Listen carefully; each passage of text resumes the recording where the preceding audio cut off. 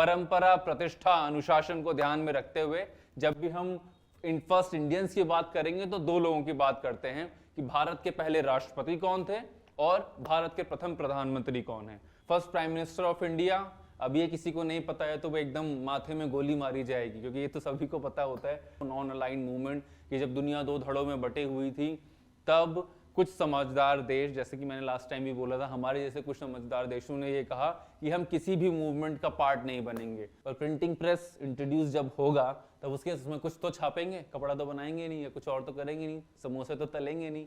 तो जब 1780 में प्रिंटिंग प्रेस बना तब उसी वक्त इंडिया में पहला न्यूज़पेपर भी छापा गया जिसका नाम था बंगाल गैजेट। तो 1857 में जब इतनी बड़ी क्रांति हुई तो हर चीज का कॉज कॉन्सिक्वेंस होता है। तो 1857 का कॉज था कि सिपॉइज को लगा कि हमें जबरदस्ती हमारे धर्म को भ्रष्ट किया जा रहा है, इसलिए उन्होंने क्रांति कर दी। पर क्रांति के बाद भी तो एक कॉन्सिक्वेंस होगा। क्रांति के बाद कॉन्सिक्वेंस ये रहा कि ब्रिटिश गवर्नमेंट ने ये सोचा कि भैया अब इनके ऊपर थोड़ा पकड़ और अच्छी तरीके से मजबूत की जाए। इसलिए उनकी डेथ के बाद एक फ्रेंच अखबार ने ये लिखा भी कि it's a death of a man who distributes death. Election commission में पहले ऐसा होता था कि जो चीफ इलेक्शन कमिश्नर होता था ना, वही सर्वशक्तिशाली सर्वशक्तिमान। तो इन्होंने इंदिरा गांधी से वहां से बात की और इंदिरा गांधी ने इनसे पूछा कि आसमान से हिंदुस्तान कैसा दिखता है। तो राकेश शर्मा ने कहा कि सारे जहां से अच्छा हिंदुस्तान हमारा। Hello everyone, welcome to Unimonks. ये जीएस का लेक्चर नंबर 2 है। पिछले लेक्चर में हमने बात की थी कि फर्स्ट इन वर्ल्ड, दुनिया में पहली बार जिन लोगों ने काम किया था हमने उसकी बात की थी। अब हम बात करने जा रहे हैं सेकंड लेक्चर में कि पहले इंडिया में वो कौन लोग थे, वो मेन कौन थे, फर्स्ट इंडियन मेन जिन्होंने कोई चीज हासिल की है, कोई अचीवमेंट है उनकी। तो हम अपना लेक्चर शुरू करने जा रहे हैं और परंपरा, प्रतिष्ठा, अनुशासन को ध्यान में रखते हुए जब भी हम फर्स्ट इंडियंस की बात करेंगे तो दो लोगों की बात करते हैं कि भारत के पहले राष्ट्रपति कौन थे और भारत के प्रथम प्रधानमंत्री कौन है। तो वहीं से अपना लेक्चर शुरू करते हैं कि the first president of Indian Republic was doctor Rajendra Prasad. Doctor Rajendra Prasad Indian Republic के पहले प्रेसिडेंट थे।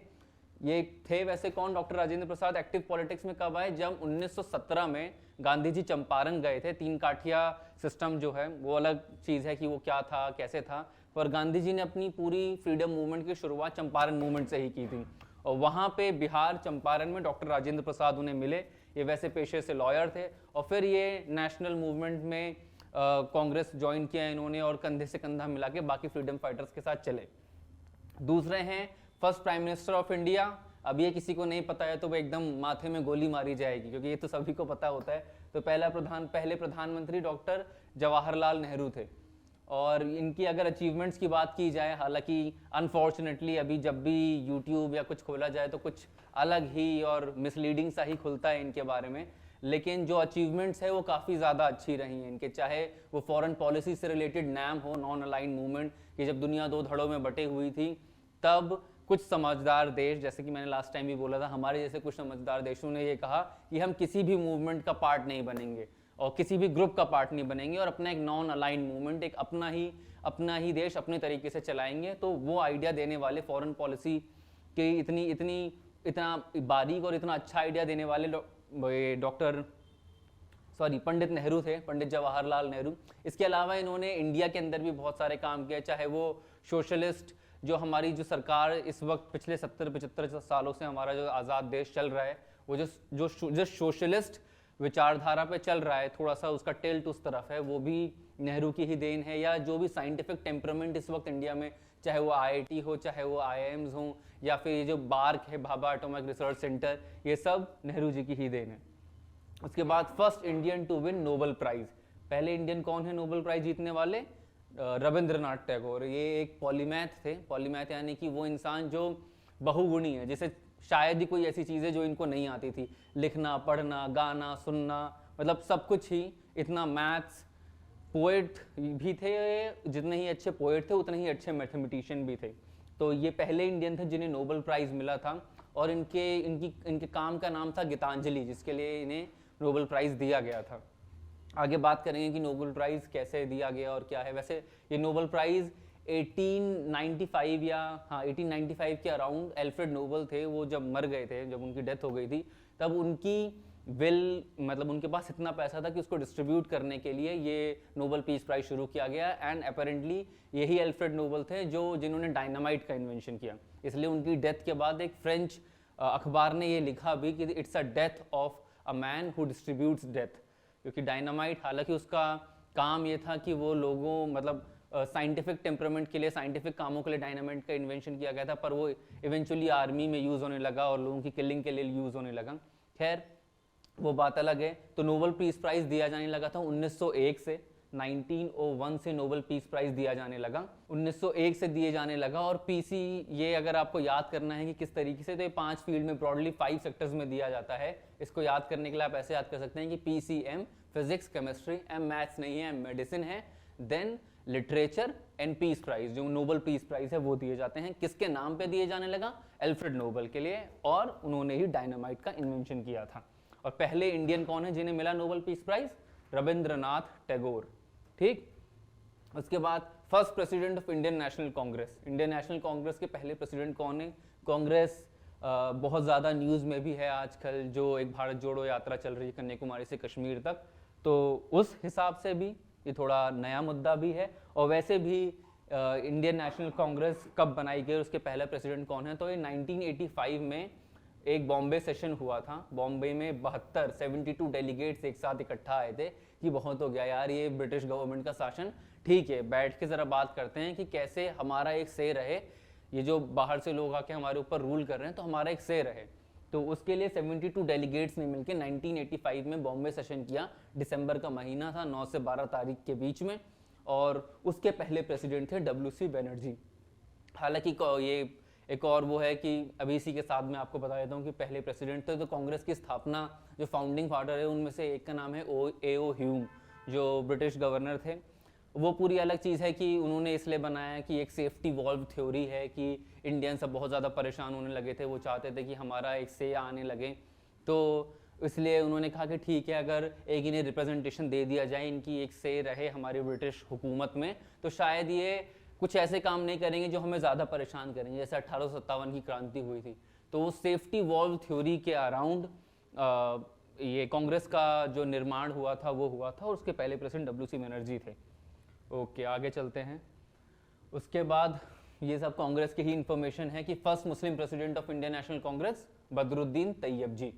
उसके बाद first Muslim president of India doctor Zakir Hussain, इन्हीं के नाम पे जो DU दिल्ली का बहुत ही फेमस कॉलेज है जाकिर हुसैन कॉलेज, ये इन्हीं के नाम पे पड़ा है। उसके बाद एक और है first British governor general of India Lord William Bentinck, जो पहले गवर्नर जनरल ऑफ इंडिया थे। ये Lord William Bentinck first governor general of India बने कब थे? 1833 में। ये मैं आपको अभी क्रोनोलॉजी में बता दूंगा कि ये क्या गवर्नर जनरल, लोग बच्चे बहुत ज़्यादा कंफ्यूज होते हैं कि governor general of Bengal, governor general of India, तो मैं अभी आपको बता देता हूँ। लेकिन पहले इन्फॉर्मेशन कि पहले governor general of India Lord William Bentinck थे, एंड जो first British viceroy of India थे वो लॉर्ड कैनिंग थे। ठीक है, अब 3-4 पोस्ट है, मतलब ये ऐसी 3-4 प्रोमिनेंट पोस्ट है। जब ब्रिटिशर्स इंडिया में आए तो वो किस तरफ से आए थे? वो आए थे बंगाल की तरफ से। ठीक है, तो 1776 के अराउंड जब पहली बार उन्होंने अपनी चीज़ें स्थापित की तो बने governor general of Bengal, GGB, governor general of Bengal. पहले गवर्नर जनरल ऑफ बंगाल कौन थे? Hastings, Lord William Hastings.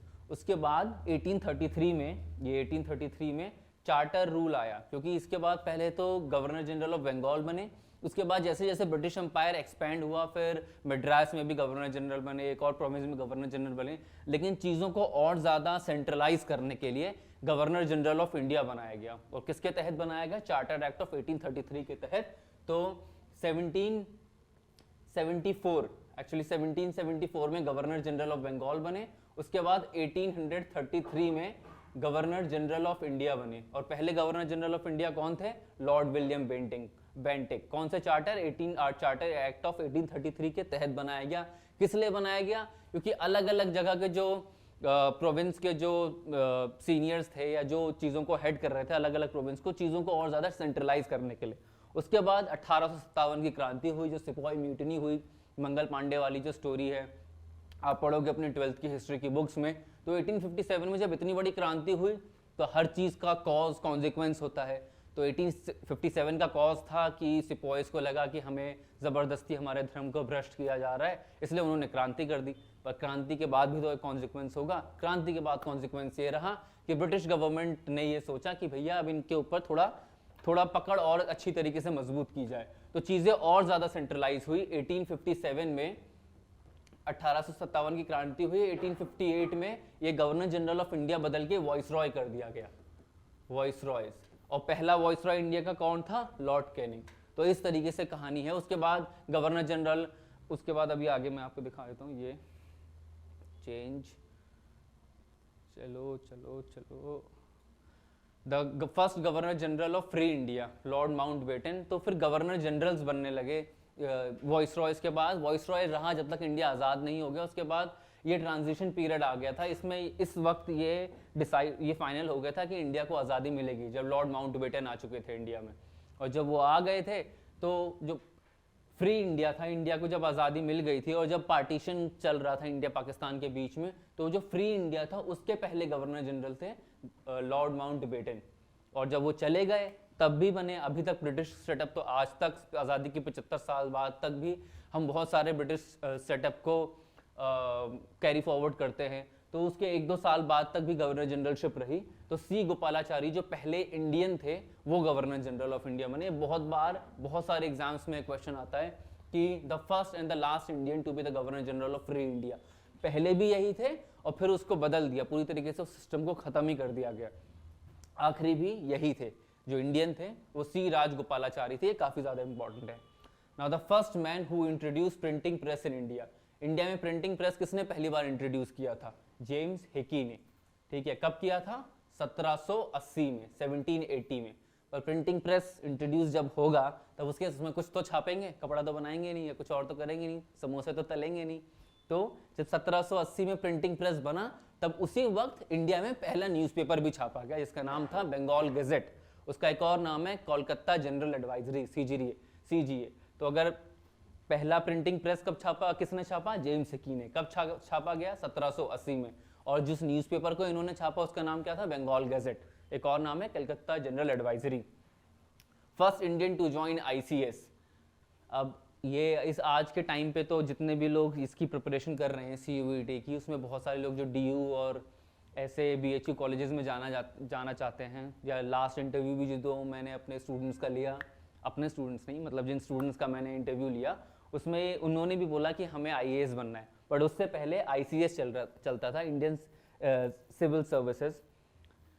तो इस ICS में सत्येंद्र नाथ टैगोर वो पहले इंडियन थे जिन्होंने इसको ज्वाइन किया। ठीक है, टाइम पीरियड था अराउंड 1860s का टाइम पीरियड था, शायद 1864 या 1868, पर 1860s का टाइम पीरियड था जब ये पहले बने। और सत्येंद्र नाथ टैगोर जो पहले इंडियन थे ICS क्रैक करने वाले, वही हैं रविंद्रनाथ टैगोर के भाई, जो पहले इंडियन है कि नोबेल प्राइज मिला। तो लग रहा है भगवान ने सारी, सरस्वती माता एकदम ही दयालु थी टैगोर परिवार पे।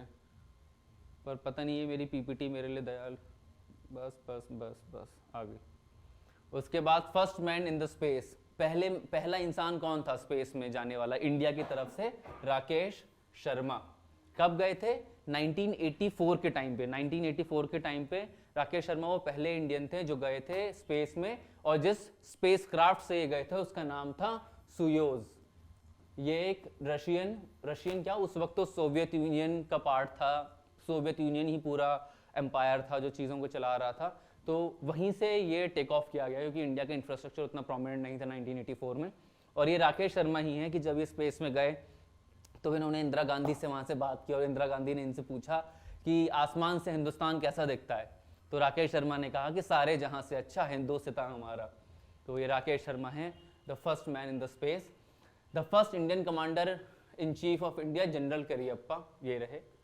ठीक है, लग भी रहे आर्मी मैन एकदम। The first chief of army staff general Maharaja Jitendra Singh. The first Indian member of the viceroys executive council is SP Sinha. SP Sinha पहले वाइसरॉय की, जब मैंने कहा था ना कि 1987 के बाद वाइसरॉय सिस्टम आ गया था। क्यों? क्योंकि 1887 के बाद वाइसरॉय सिस्टम आ गया। 1887 में क्रांति हुई थी, सिपॉय म्यूटनी हुई थी, तो उसके बाद चीज़ों को और ज़्यादा सेंट्रलाइज करने के लिए वाइसरॉय बैठाया गया। अब उस वाइसरॉय की एग्जीक्यूटिव 1858 में हुआ था। और ये वाइसरॉय में पहले इंडियन को नॉमिनेट, इलेक्ट भी नहीं है। अभी हमारा बंदा 1909 आ गया, 1858 में वाइसरॉय सिस्टम बना, और अब 1909 में पहले वाइसरॉय की एग्जीक्यूटिव काउंसिल में पहले इंडियन को नॉमिनेट किया गया, इलेक्टेड भी नहीं है, वो नॉमिनेटेड हैं, तो इसका ध्यान रखना। और वो कौन है? एसपी सिन्हा। कितना ज़्यादा टाइम बीत गया है, लगभग ये 49 लगभग 50 साल से ज़्यादा होने के बाद वाइसरॉय की एग्जीक्यूटिव काउंसिल में कि बस एक मतलब एक लॉलीपॉप पकड़ा दी गई कि ज़्यादा अच्छा ठीक है, ज़्यादा उछलो मत, ज़्यादा उड़ो मत। उस वक्त इंडिया एक्टिव हो चुका था तरीके से कि वो अपना हक मांगना शुरू कर दिया था इंडिया ने उस वक्त। Okay, the first Indian to receive Bharat Ratna award कौन थे? डॉक्टर सर्वपल्ली राधाकृष्णन। 5 सितंबर को इन्हीं के नाम पे हम टीचर्स डे मनाते हैं, ठीक है? तो याद रखना, first Indian to receive Bharat Ratna award doctor Sarvepalli Radhakrishnan. First field marshal of India. अब इंडिया में 2 ही लोग हैं जिनको फील्ड मार्शल कहा जाता है, दूसरे कौन है वो आप हमें कमेंट करके बताओ। लेकिन पहले ये थे सैम मानेकशॉ। ये वही हैं जब पाकिस्तान को 2 धड़ों में बांटा गया, तब की पहले तो बांग्लादेश और पाकिस्तान यूनाइटेड ही था, लेकिन 1971 की जो लड़ाई हुई हमारी पाकिस्तान के साथ, और उसमें जब हम जीते under the leadership of Sam Manekshaw, तब उस वक्त उनके उन कामों के लिए उन्हें first field marshal of India का दर्जा दिया गया। ये रहे सैम मानेकशॉ। इनके ऊपर मूवी भी आ रही है, विकी कौशल इनकी बायोग्राफी है, उसके ऊपर काम करेंगे, सैम मानेकशॉ प्ले करेंगे। उसके बाद first person to receive Jnanpith award Shri Shankar Kurup. The first speaker of Lok Sabha Ganesh Vasudev Mavalankar. अब ये एक स्पीकर ऑफ लोकसभा के ऊपर एक और क्वेश्चन था जो हमने अपनी एक और ये म्यूजिक वाली सीरीज में बनाया था कि नहीं सॉरी शॉर्ट्स वाले सेक्शन में, कि जो पूरी हायरार्की है कि एक के बाद एक, जैसे नंबर 1 पे इंडिया के हम नंबर 1 हमारा फर्स्ट सिटीजन ऑफ इंडिया कौन है? President of India. तो वो जो पूरी हायरार्की है उसमें पहला प्रथम स्थान भी प्रेसिडेंट ऑफ इंडिया को दिया गया है। सेकंड जो पोजीशन है वो दी गई है वाइस प्रेसिडेंट ऑफ इंडिया को, ठीक है? उसी तरीके से ये it goes on and on. उसके बाद जो 7th पोजीशन आती है उस पे हैं हमारे 2 लोग, chief justice of India CGI and speaker of Lok Sabha. Speaker of Lok Sabha ये यूजुअली उस पार्टी से होते हैं जो पार्टी जीत के आती है, वही पार्टी अपना स्पीकर बनाती है लोकसभा का। और मनी बिल जो बजट का सेशन होगा, जो आप अपने इकोनॉमी के सेक्शन में पढ़ेंगे, अतुल सर आपको पढ़ाएंगे, तो उसमें जो मनी बिल जो पास होता है, जो आप वो पूरी इकोनॉमी में पढ़ोगे, तो उसमें इस पॉलिटिकल पोस्ट का बहुत बड़ा रोल होता है। वो इसे अप्रूव करते हैं कि मनी बिल कौन सा होता है, फिर उसके ऊपर कोई अगर दिक्कत आ जाए तो इनका से बहुत ज़्यादा होता है। तो लोकसभा के स्पीकर का रोल उस तरीके से बहुत ज़्यादा प्रोमिनेंट है, ठीक है? आगे बढ़ते हैं। ये शायद हमारे एडिटर भाई साहब ने 2 बार ये लिख दिया है, तो ये सब पूरी तरीके से उनकी गलती है। खैर गलती क्या है, गलती से हो गया, वरना वो बहुत मेहनत करता है, PPT उसी ने बनाई है। The first education minister of India Abdul Kalam Azad. ये रहे डॉक्टर अब्दुल कलाम आज़ाद, वही फर्स्ट एजुकेशन मिनिस्टर थे इंडिया के। The first home minister of India Sardar Vallabhbhai Patel. इन्हें बिस्मार्क ऑफ इंडिया भी कहा जाता है। क्यों कहा जाता है? एक्चुअली बिस्मार्क ने जिस खूबसूरती से जो टैक्टिकली बिस्मार्क को जर्मनी को यूनाइट किया बिस्मार्क ने, उसी तरीके से सरदार वल्लभ भाई पटेल ने भी इंडिया को यूनाइट किया, क्योंकि 500 से ज़्यादा रजवाड़े थे जो इंडिया में थे उस वक्त, और उनको धीरे धीरे एक ही फोल्ड में लाने का काम डॉक्टर सरदार वल्लभ भाई पटेल का ही था, और वो हमारे देश के पहले होम मिनिस्टर भी थे। उसके बाद first Indian to get Nobel prize in physics. Physics में पहले इंडियन कौन थे जिन्हें नोबेल प्राइज मिला था? CV रमन। इनका जो काम था वो मेजरली ये था कि लाइट स्कैटर होती है ट्रांसपेरेंट ऑब्जेक्ट से के थ्रू जब चली जाती है तो उसके बाद लाइट में स्कैटरिंग आती है, और ये जो स्कैटरिंग के बाद जो इफेक्ट आता है उसकी डिस्कवरी भी इन्होंने की थी, इसलिए उसको रमन इफेक्ट भी बोला जाता है। तो first Indian to receive Nobel prize in physics is CV Raman. Okay, going on to the next slide. First chief election commissioner of India Sukumar Sen. अच्छा, आप लोगों से एक सवाल है कि इंडिया में जो इलेक्शंस होते हैं, तो लोकसभा के जो प्राइम मिनिस्टर बनने के इलेक्शन जो होंगे उसको कंडक्ट कौन कराता है? उसको कंडक्ट कराता है इलेक्शन कमीशन। इलेक्शन कमीशन में पहले ऐसा होता था कि जो चीफ इलेक्शन कमिश्नर होता था ना, वही सर्वशक्तिशाली सर्वशक्तिमान, लेकिन बीच में थोड़े चेंजेस आए। उसके बाद 3 जो 3 कमिश्नर्स हैं, एक चीफ इलेक्शन कमिश्नर है और उसके नीचे 2 और कमिश्नर्स हैं, लेकिन इन सबके पावर्स जो है ना वो सिमिलर ही हैं। ठीक, इनका डिसीजन यूजुअली क्या, हमेशा it's a rule, it's a law कि वो 2 लोगों की मेजॉरिटी से ही लिया जाएगा। ठीक है, तो जो कंट्री में लोकसभा का इलेक्शन कराया जाता है वो इलेक्शन कमीशन कराता है और उसको 3 मेंबर बॉडी होती है आज की डेट में। पहले 2 मेंबर बॉडी थी, आज की डेट में 3 मेंबर बॉडी है, उसे एक चीफ इलेक्शन कमिश्नर हेड करता है, लेकिन पावर्स सबकी बराबर ही बटी हुई है। ये मतलब 2:1 अगर रहे तो 2 लोगों की बात मानी जाती है, चाहे वो इलेक्शन कमिश्नर ऐसे कहें कि नहीं मेरा मन नहीं है इलेक्शन कराने का, और बाकी 2 लोग कहें नहीं भैया कायदा है, कानून है, इलेक्शन होगा, डेमोक्रेसी है तो इलेक्शन होगा। खैर ऐसा मैं बस एग्जाम्पल देने के लिए आप लोगों को बताया है। एक और चीज़ कि मैंने कहा, आप लोगों को कहा था कि सवाल ये एक्चुअली ये था कि जो लोकसभा का इलेक्शन होता है उसको तो chief election commission of India conduct कराता है, लेकिन जो स्टेट का इलेक्शन होता है उसे कौन कंडक्ट कराता है? बस इतना ही टाइम था, उसको भी election commission of India he conduct कराता है। जो स्टेट इलेक्शन कमीशंस हैं वो जो हमारी पंचायती राज बॉडी बनी है वो कंडक्ट कराती है। इसीलिए एक और सवाल कि जो पंचायती राज सिस्टम पूरा आया वो किस साल में आया? साल में बता देता हूँ, 1992। आर्टिकल आप बताओ कि किस आर्टिकल के तहत वो है। Okay, first person to receive Magsaysay award, Acharya Vinoba Bhave. The first person to receive Magsaysay award is Acharya Vinoba Bhave. ये रेमन मैग्सेसे अवार्ड वैसे पॉपुलैरिटी में इसलिए आया था रिसेंटली क्योंकि ये रवीश कुमार को दिया गया था। इंडिया थोड़ा सा पॉलिटिकली आजकल ज्यादा एक्टिव है तो सबको पता चल गया था वो कोई एक अवार्ड है जो किसी को मिला। ये एक और पॉपुलर पर्सनैलिटी, एक्चुअली 2 और पॉपुलर पर्सनैलिटी, अरविंद केजरीवाल दिल्ली के चीफ मिनिस्टर और किरण बेदी को भी दिया गया है। ठीक है, पहले मैग्सेसे अवार्ड की बात कर लेते हैं, फिर आचार्य विनोबा भावे की बात करेंगे। तो रेमन मैग्सेसे अवार्ड जो है, जैसे नोबेल प्राइज है ना दुनिया के लेवल पे, वर्ल्ड लेवल पे, उसी तरीके से एशिया के लेवल पे मैग्सेसे अवार्ड को कहा जाता है कि एशियन लेवल पे वो नोबेल पीस प्राइज के बराबर है। और ये नाम दिया गया था फिलीपींस के प्रेसिडेंट थे उनके नाम के बेस पे कि जो भी तुम निडरता से अपनी बात को आगे रखोगे तो उन लोगों का सम्मान करने के लिए ये अवार्ड दिया गया। अरविंद केजरीवाल को भी इसलिए दिया गया क्योंकि उन्होंने जो काम as an NGO corruption, anti corruption movement के खिलाफ अपने इनिशियल डेज में किए थे उसके लिए दिया गया। तो मैग्सेसे अवार्ड की तो कहानी ये है। आचार्य विनोबा भावे पहले इंडियन है जिन्हें दिया गया। इसके अलावा ये एक और चीज के लिए बहुत ज्यादा बुक्स में रहते हैं और बहुत इंपॉर्टेंट है वो कि जब क्विट इंडिया मूवमेंट किया गया तब उससे थोड़ा सा पहले, शायद 1940 की बात है ये, 1940, तब उस वक्त गांधी जी ने इंडिविजुअल सत्याग्रह की बात की थी कि सब लोग इंडिविजुअली अपने अपने स्तर पे सत्याग्रही बनेंगे। तो उसमें जिस पहले व्यक्ति को गांधी जी ने चुना था वो आचार्य विनोबा भावे ही थे। ठीक है, तो पहले इंडियन जिन्हें रेमन मैग्सेसे अवार्ड मिला वो भी भावे थे और पहले इंडियन जिसने इंडिविजुअल सत्याग्रह गांधी जी ने जिसे नॉमिनेट किया वो भी यही थे। Okay, first person of Indian origin to receive Nobel prize in medicine. जो मैंने 5-6 चीजें बताई थी कि किस किस सेक्टर में नोबेल प्राइज मिलता है वो क्या है, आप प्लीज रिकॉल करो। हरगोविंद खुराना वो हैं जिन्हें मेडिसिन में नोबेल प्राइज मिला है। The first Chinese traveller to visit India, Fahien, बहुत ज़्यादा इंपॉर्टेंट है, बहुत ज़्यादा बुक्स में आता है, हमारे सारे टीचर्स इसे मल्टीपल टाइम्स, कई बार तो रिपीट कर करके भी कवर कर चुके हैं। ठीक है, okay. First person to receive Stalin prize, Saifuddin Kitchlew. ये स्टैलिन प्राइज आज बताने से ज्यादा इंपॉर्टेंट ये शख्स हैं। इनके साथ एक और सत्यपाल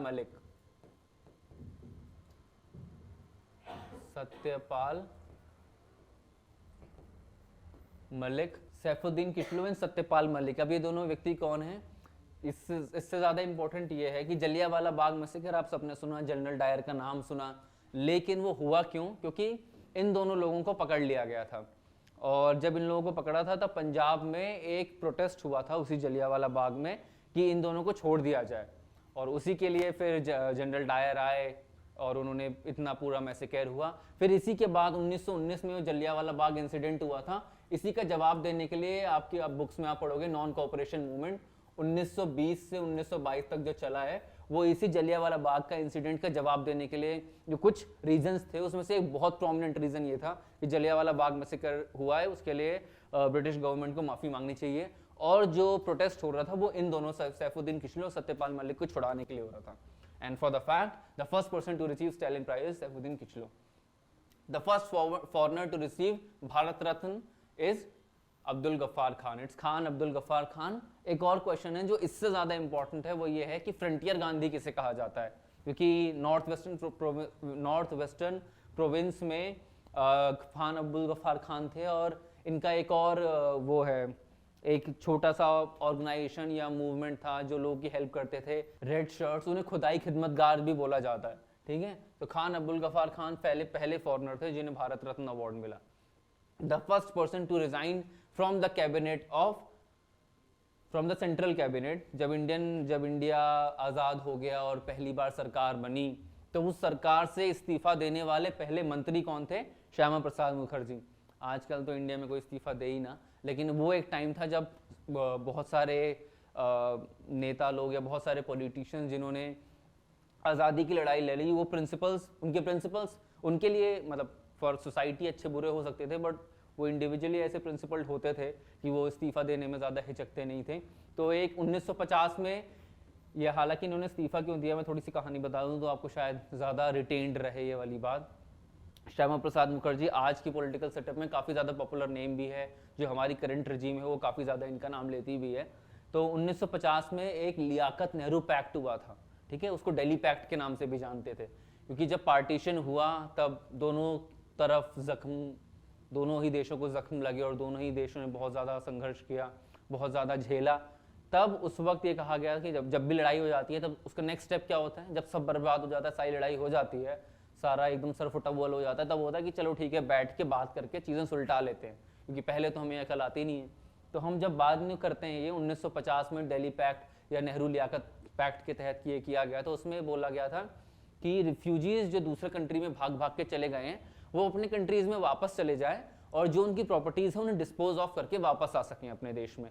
या बहुत सारा उस वक्त जन और जोरू दोनों नाम साथ में लिए जाते थे, कि जन मतलब जमीन, प्रॉपर्टी कब्जा हो जाती थी, और वुमेन अबडक्शन बहुत ज्यादा होता था, तो उसको भी पूरे ऑनर के साथ उन वुमेन्स को भी अपने अपने घर वापस भेज दिया जाए। तो ये जो पूरा, क्योंकि श्यामा प्रसाद मुखर्जी के हिसाब से इंडिया को बहुत कई प्रॉपर्टी और इन सब चीज़ों में बहुत ज़्यादा नुकसान होता और ये पैक्ट नहीं होना चाहिए था, तो इसके विरोध में उन्होंने 1950 में नेहरू लियाकत पैक्ट का विरोध करते हुए अब फर्स्ट कैबिनेट, जो फर्स्ट सेंट्रल कैबिनेट थे, उससे रेजिग्नेशन दे दिया था। Now the first person to receive Nobel prize in economics is Amartya Sen. 1998 में इन्हें ये प्राइज मिला था। वेलफेयर इकोनॉमिक्स के ऊपर इन्होंने पूरी बात की थी, सारी बात इनकी वेलफेयर इकोनॉमिक्स पे थी। वेलफेयर इकोनॉमिक्स को आज कई अलग नामों से भी जाना जाता है, कि कई बार रेवड़ी वगैरह भी बोल दिया जाता है, या और भी बहुत सारी चीज़ें, पर वेलफेयर इकोनॉमिक्स का मेन पर्पज़ ये है कि जो इकोनॉमिक हम सेटअप में काम करेंगे या जो इकोनॉमिक डिसीजंस हम लेंगे वो लोगों के भले के लिए हो। उसमें पहला जो हमारा जो पहला टारगेट ऑडियंस हो वो वहाँ की जनता हो, वहाँ के लोग हों। तो वेलफेयर इकोनॉमिक्स पे ये पहले पर्सन थे इंडिया से जिन्हें इकोनॉमिक्स में नोबेल प्राइज मिला। Let us change to other slide. First chief justice of supreme court, अच्छे से याद कर लो, जस्टिस हरिलाल कानिया जी, ठीक है। First chief justice of Indian supreme court is justice Harilal J Kania ji. The first जज of international court of justice doctor Nagendra Singh, ठीक है। अब ये जो ICJ है, ये जो 6 यूनाइटेड नेशंस बना था, इसके ऊपर भी हम एक लेक्चर लेंगे कि यूनाइटेड नेशंस कन्फ्यूजन होता है, पॉलिटी में भी है, GS में भी है, और उसके ऊपर कन्फ्यूजन भी बहुत ज़्यादा होते हैं कि उसके जो प्रिंसिपल ऑर्गन्स है, अभी मैं उसमें घुसूंगा तो बहुत टाइम चला जाएगा, लेकिन जो 6 मेन ऑर्गन्स थे उनमें से एक है ICJ भी, international criminal court of justice, और उसके पहले जज थे doctor Nagendra Singh, okay. The first person to receive Param Vir Chakra is major Somnath Sharma. The first Indian to win an individual gold medal at the Olympic games is Abhinav Bindra. और हमारा शायद यहाँ पे ये पूरा लेक्चर भी मेन वाला जो पार्ट है वो खत्म हो चुका है। इसके बाद हम, हाँ खत्म हो गया, थैंक यू स्लाइड आ जाओ, थैंक यू स्लाइड आ गई, थैंक यू स्लाइड, ठीक है, थैंक यू स्लाइड आ गई है, लेक्चर खत्म हो गया है। इसके बाद जो हमारे 9 पार्ट्स में चैप्टर को डिवाइड किया गया था, क्योंकि इसके बाद हम पढ़ेंगे फर्स्ट वुमेन्स इन इंडिया, उसके बाद जो हमारा फर्स्ट वाला सेगमेंट है क्योंकि फर्स्ट टाइमर्स वाला सेगमेंट है कि पहली बार लोगों ने क्या अचीव किया, उसको हमने 3 सेगमेंट्स में डिवाइड किया कि दुनिया में पहली बार क्या अचीव किया गया, उसके बाद कौन इंडिया में कौन से वो लोग थे जिन्हें वो पोजीशंस वो पहली बार मिली या वो ऑनर पहली बार मिला, देन हम वुमेन पढ़ेंगे, उसके बाद हमारे पास हमारा ये सेगमेंट खत्म हो जाएगा। फिर 8 सेगमेंट्स और बताएंगे कि बुक्स एंड ऑथर्स या इंटरनेशनल ऑर्गेनाइजेशंस और ऐसे बहुत सारे सेगमेंट्स और। So please stay connected, subscribe to the channel, और वीडियो पसंद आया तो प्लीज लाइक कर दो। Thank you so much.